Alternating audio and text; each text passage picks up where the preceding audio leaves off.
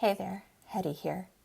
I figured it was long past due for me to pop on, and given that I've got a couple of weeks' time off, I thought I'd do so. While considering what topic to discuss, it struck me that among my motivations for updating the channel was to assure everyone that my absence doesn't reflect any sort of fundamental change of heart or path.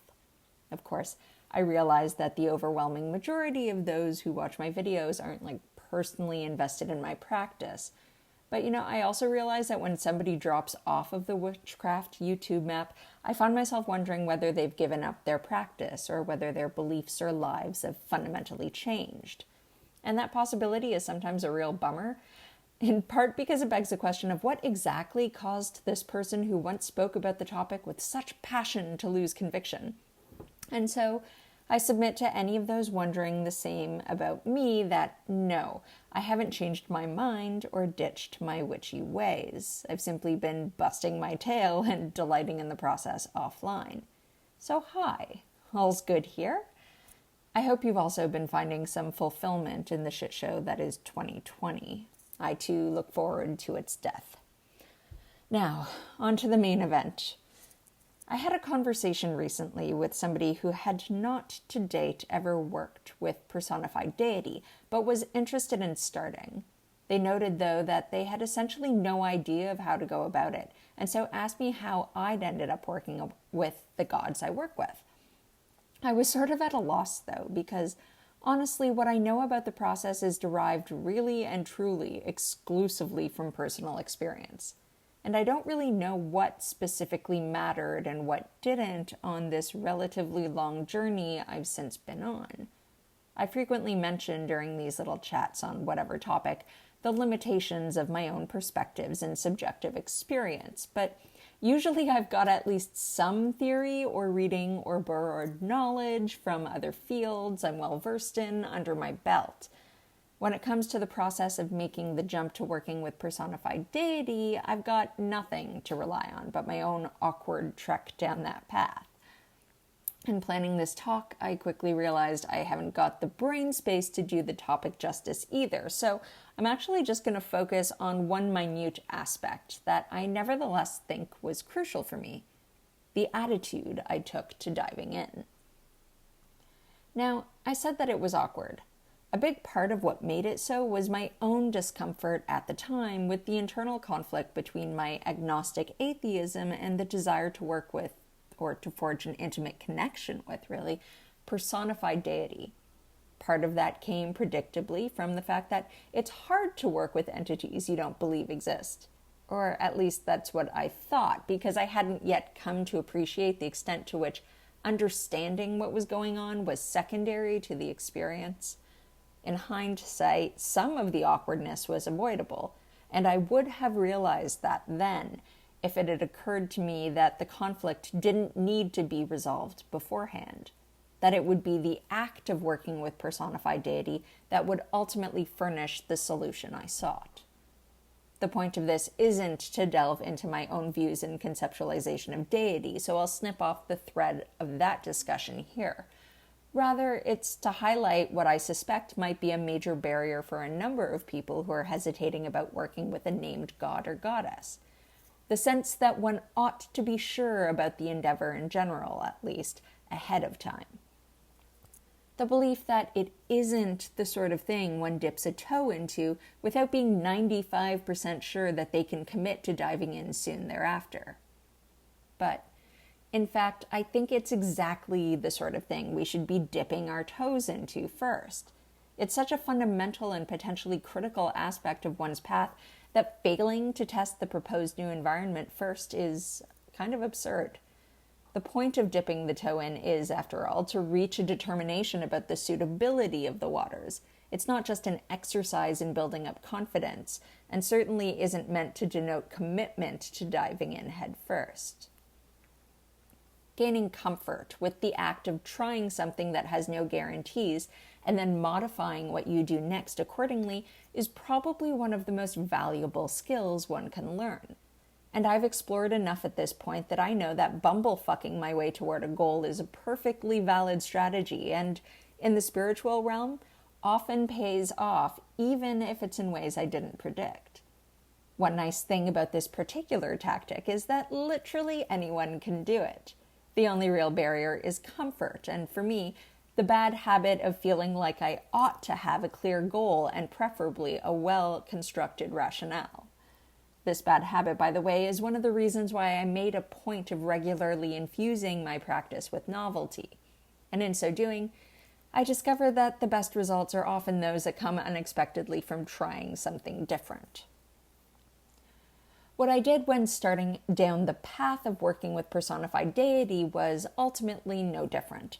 I first accepted that I hadn't and couldn't resolve my hesitation regarding the nature of such deities, and so would have to navigate the endeavor without a plan or compass. In other words, step one was to simply give up on trying to formulate an answer until I'd, actually tried working with one. Step two then was to figure out what it was I was really looking for. A sense of connection seems often to be a piece of what people are after when they find themselves leaning toward the act of communing with gods. But it's only one piece. Many also want a teacher, a guide.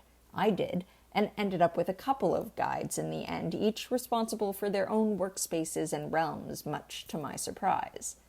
I wanted revealed wisdom, insight, and to glimpse new vistas. I wanted to peer into the abyss and find something staring back. I didn't, on the other hand, have any interest in worship, and highly doubted my capacity for it anyway. Turns out that last preconception was wrong. My practice now has a notably worshipful feel, one that grew over time as I became more intimately connected to my matron deity, the heart of my practice. Or maybe adoration is a better term, a remarkable sense of excitement and a hunger to feel her touch on the weave. Either way, it wasn't an attitude I anticipated, and more to the point, this isn't how I felt at first contact. I'm not a Disney princess falling instantly in love with the first twerp I bump into in the woods.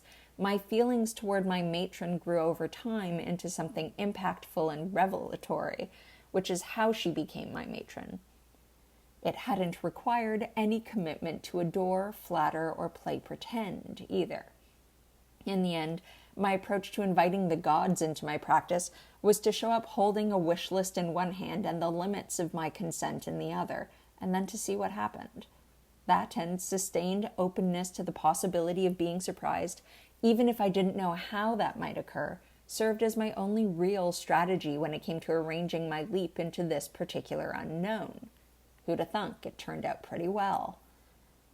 Now, I've touched on this elsewhere before, but I want to drive it home, so let's spend a minute talking about the bit where I mentioned the limits of my consent. I think this point is important, and often left out of discussions of working with the divine. Not always, but often. You are under no obligation to give anyone or anything an all-access pass to your psyche. And if the thought of doing so skeeves you out, congratulations. Whatever else you may be, you've at least retained an instinct for survival. Some people might take issue with this stance, particularly given that perfect trust has been presented as an ideal many times in various media and literature. But frankly, Bambi-esque naivete isn't a virtue, it's daft. Perfect trust isn't where you start, it's where you end, and only after smaller acts of trust have confirmed that the one you're placing your confidence in is worthy of it. An aversion to bending the knee, to obeying, to play-acting certitude, to adhering to a tit-for-tat style of ultimatum, these are all perfectly reasonable boundaries to maintain. There's no reason to assume the same self-respect and self-possession we applaud outside of circle shouldn't be carried into it. Quite the opposite, I think. Especially when forcing yourself to adhere to such notions requires that you lie to yourself about your comfort in doing so. If there's one thing I believe absolutely about the craft, it's that honesty is the keystone of a worthwhile practice. Among my personal witchy values is that nothing resembling faith is required. The efficacy of our acts and our relationships with the divine are observable by their consequences. By extension, then, one of my guiding principles is to be aware and accept where I stand on a topic, and then to make conscious choices about whether I'm going to challenge those positions or let them lie. This, in the end, is what working with the divine called for, and what ultimately led me to revising some of my previously held assumptions and beliefs. For those seeking to take the jump into similar territory, I would therefore suggest spending less time wondering whether you should try to forge a relationship, and focus instead on the sort of relationship you're hoping for. Because honestly, I think exploratory relationship in which I'm not entirely convinced you're not just a voice in my head is a perfectly valid proposal. And it certainly doesn't mean that the relationship won't have the potential to change. And laying an honest foundation, in retaining your right to revise your opinions and modify whatever must be modified to make the process worthwhile, you probably have a better chance of ending up having the sort of connection you dream of. It's got to be better, at least, than going into it with a knot in your stomach and a white-knuckled grip on the conviction that reckless disregard for the self is how you win the goddess lottery. And on that note, I will bid you adieu and wish you a happy weekend.